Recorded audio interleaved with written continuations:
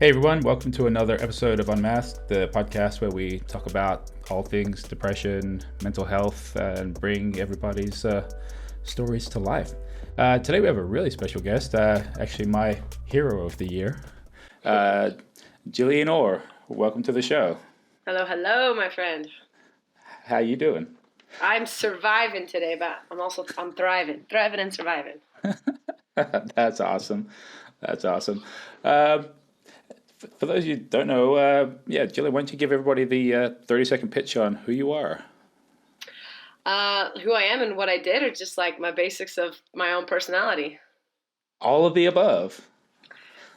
Well, I'm a very outgoing, ambitious girl that likes to challenge the status quo, likes to stick up for other people and what's right. And so, in doing so, I went to Brigham Young University, a very religious university that is owned by the Church of Jesus Christ of Latter-day Saints. And in doing so, I realized halfway through that they don't allow homosexual relationships, and they threaten to remove your degree by having those. And so, keeping those under wraps, keeping it secret and hidden, I, at my graduation, showed my true colors underneath my gown with a pride flag on the inside of it as I received my degree.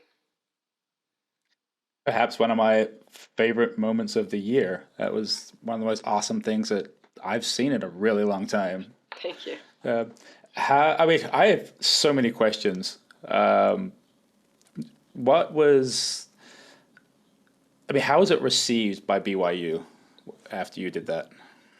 As far as the school itself goes, I don't really know. They've never said anything. They refuse to talk to anybody who's questioning them, newspaper articles or, any interviewers.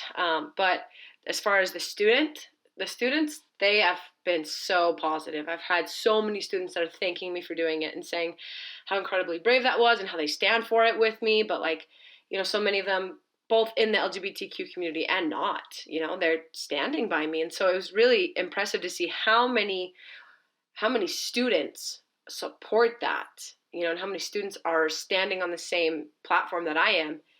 And you see that once you make your stance and how many people support you. I have had, I think the only thing I've had close to the faculty reaching out to me is the faculty has been asking their TAs to reach out to me and their student assistant and helpers. And they're like, hi, we want to know what teacher said those things. So that's been interesting. And I told them, I was like, if BYU wants to know, then they can ask, or they can ask their own staff. Yeah. I mean, that is an entirely different conversation, but it's not the first time I've heard something like that from not just BYU, but other similar types of institutions as well. You talk about you kept it under wraps for, the time that you're at BYU. Like, obviously you're not the only one that had to do that. Mm-hmm. How big is the LGBT community at BYU? It's bigger than you know. I know that one. I know a company in Circle has some kind of a statistic that it's upward of 30%, 20 to 30%, which is only those who will admit it and own up to it. And I don't know how they get these percentages because no one's ever asked me. But with that, there are groups off campus that are called like the BYU LGBTQ communities, but BYU doesn't support them or affiliate with them. So it's kind of interesting. But there's a lot, and I've come across more and more students as I've been going there, and coming across it. But I couldn't tell you because once COVID hit, I wasn't on campus the last 2 years. Wow. How do you think having to, suppress who people are, their sexuality, their personality, how do you think that affects, humans that you've interacted with, at campus, that can't, they're being essentially, what's the word I'm looking for? Suppressed, in a word. Silenced, it's got to take a toll on their, their mental health, have you experienced that yourself, or do you know people that, are struggling?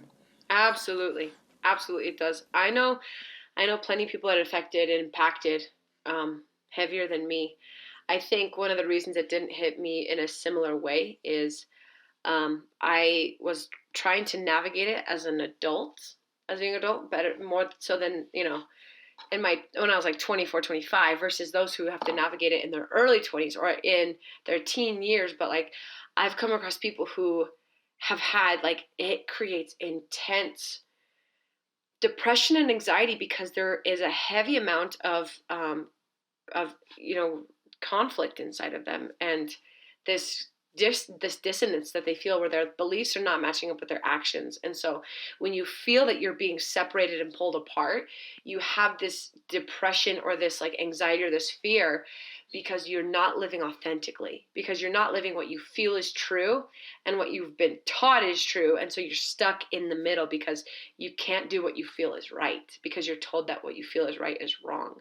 And I think that takes a heavy toll on your mental health, like on your emotional stability. I mean, for me, I had so much anxiety because I had to hide it and I was afraid that people were going to turn me in.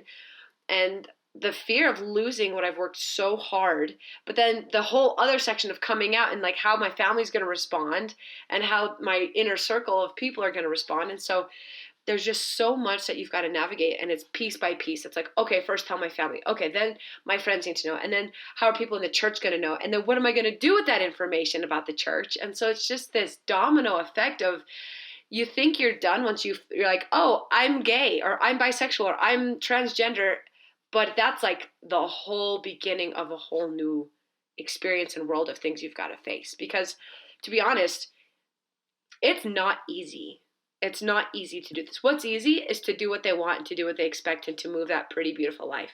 So nobody wants to do this or face that.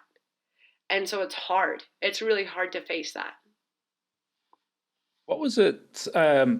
So your family's obviously very supportive of, your decisions, who you are as a person, and, obviously, sticking it to BYU, which is, again, my favorite moment. Um, how long ago did you have that conversation with your family? Like, what was your, I guess, mental preparation, the things that were going on in your head prior to having that conversation? Um, so it was actually when the girl that I was in love with, we came to a realization that we're like, these are our feelings. We can't just be friends, and so we need to part ways because the church won't let us. Like, this is not right according to what the church says. And so there was so much grief. I had so much grief and so much pain and sadness because I was letting go of something that I loved or someone that I loved. And also a part of me that I was not honoring, I was betraying. And so there's a lot of pain. And so when we broke up, that's when I went to my family and I was like, look, this has actually been a relationship and I'm in a lot of pain and I need support right now and I need you to know where I'm at. And so that's what it was, is I was going to them and I came out to them, but to tell them like, I'm not choosing this and it's painful and I need your support. And so I did it one sibling at a time. And I mean, me, when I decide something, I like run at it. So I did like a different sibling every day, some of them 2 days, because I got Yeah. 6 siblings. That's a lot of conversations. Holy crap, that's a big family. That's a lot of Christmas presents. Yeah, we're bigger than the freaking Brady Bunch. And so with that, like, it's just a lot. And it takes a toll because every time you're vulnerable over and over again, and you have to face that fear again of what are they going to say? What are they going to respond over and over again? And it was always positive, but even if it's positive, like, that's really exhausting. And so coming Yeah. out to all my siblings and then my parents, there's that anxiety and fear of, am I going to be disowned? Are they going to see me different? And you know that you're letting go of who people thought you were. And what I mean, and not that it's a good thing or a bad thing, but it's still a grief where you're like, I'm not this straight, perfect Mormon girl anymore, and they're gonna know. Yeah. And how we navigate that is scary. And even if it is better, it's still different and it's painful still. What was your parents' response to it? They were very loving. And Okay. when I told my parents, like, when I was navigating this, I was like, Mom, I'm trying to navigate this with God, of like how I identify and my choices, and trying to figure out how I'm going to follow through with this. And I asked her, I was like, what if God tells me something different than what the church tells me? And she's like, then you follow that. And I trust you that you will get answers from him. And she, like, that empowered me so much. Like, she's still involved in the church and all that, but like the fact that she trusted me was so empowering. That's actually an amazing story. I mean, I I've been doing this podcast for a while. I've met with various members of the LGBTQ community, um, and I've just heard some things that are just like the complete opposite when I mean, especially living in Orange County in California, like it's very conservative down here. And one of my really good friends, he from a very young age came out to his parents, and then he's never had a relationship with his dad ever since. And that kind of shit just breaks my fucking heart. It's like, Yeah. like why can't you just why do you got to label something? Why can't you just let people be? Well, and that's They the want thing to, is they're like, I love you no matter what, but apparently their love had conditions. yeah. That's the thing. It's like you're judging people, based on who they love, like not if they're a bad person or if they're violent against somebody else or like, anything like that. It's like you're literally judging someone because of who they're choosing to love. Like something that's supposed to be like wholesome and, the fucking foundation of life. It's like, that kind of shit just, it drives me insane. Like the closed mindedness is, yeah. So yeah, family's very supportive. What about? I mean, did they have any idea previous to you telling them that you might be, you know, gay, lesbian, bisexual? I think some of my siblings saw how much I cared for my friend, quote unquote, Yeah, I think they saw that I really cared for her and that she and I started to become more than that. And for a while, we didn't even recognize it. We were kind of in denial. Because you suffocate those feelings for 20 something years. That when you're in a relationship and you're like, oh, we're just codependent. Oh, she's just my really, really good friend. That like you're in yeah, denial for so long that you just continue that thought process because that's what you've been trained to do. And so I think when I said it, it didn't surprise them, because they were like, oh yeah, you guys do like you do look like a couple, and so. Some of them it did, and some it didn't, and it was good either way. They weren't like we knew it. It was like that makes sense. We're here for it. that that's awesome.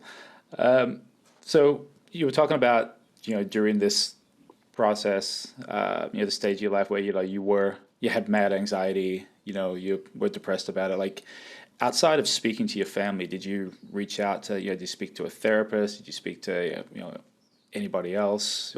How did you go about that? Yeah. When before I even told anyone and started to come to realization with it, I had a really good mentor that I talked with a lot, and I also had a therapist. My mentor was the one that really was present for me and was like, hey, let's just talk about this. Like, I'm here for it whenever you're ready to talk about it. And I didn't even want to say it. I was like, talk about what? And she was like, nothing, just whenever you're ready. And I was like, I wanted her to say it because I couldn't even say it, that I had these feelings for someone else. And so I was grateful for her. But yeah, it was my therapist that I started to see, because when you feel this cognitive dissonance, when you feel that your beliefs and your actions don't match up, you got to have someone that's going to ask the questions. You got to have someone that's going to help you put those thoughts on the table. Because right now they're in there and they're messy and they're tainted with emotions and with fears and with traumas and past things. Like there's so much that you need someone who can help you to question that and to put it on the table so you can see it clearly, because it's really hard to do that on your own. It's really hard. And so when someone can help you, like train you in these tactics and skills of how to see things, that's when you can start facing and recognize the emotions of where it's coming from, because we're emotional beings. We have emotions about everything. And until we can start doing better at processing and navigating it and just sitting with it and honoring those feelings, honoring those emotions, right? Like when I had those fear, I was like, where's this coming from? And how did I learn it?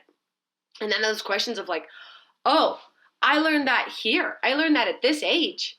And like you just ask your questions, where does this emotion come from and what does it need? And sometimes it needed me to be loving and compassionate with myself. And sometimes it needed to be challenged, and sometimes it needed to be taken out because some of those thought processes weren't accurate. And so I was grateful for my therapist because she helped me to put them on the table, question, and ask, what does it need? It's something that I've you know come to learn with obviously doing this for a while now, that access to mental health services for the LGBT community, especially I spend a lot of time in West Hollywood. Like people who are struggling with am I transgender, am I gay, who am I, like they don't understand that these services, the therapists, these telehealth services, like can help them, Mm-hmm. just talk through what's going through in their head, like, and I hear so many stories about like people that struggled with especially the transgender community. I hear Yeah. so many stories about people that just kill themselves because like they're not accepted by their family, or they struggle with who they are. Am I normal? Am I not? Like you know, it's it's heartbreaking. Yeah, it is. And that's, again, I go back to, like, especially individuals who are transgenders, like, they don't choose. It's not like they're like, oh, it would be so much fun to completely change my identity and challenge the world and show off. Like, Yeah, they don't do that. They don't think that, right? They're like, oh my gosh, this is what's true to me. And this is hard. Like, it's hard to change. It's hard to face the world that way. And so those who are willing to live like transparently and authentically, like, mad props to them, because it's a different level of pain and courage than most people understand. Most people never have to deal with that. No one has to stick up for the way that they identify, who they are. And so it's really challenging that people are still navigating how to see and view and face that, when others have those transitions, and how to honor and respect it. Like, it's just hard for them, and so there's a lot of compassion and love that's needed. yeah, yeah. Something that I think the entire world needs kind of right now.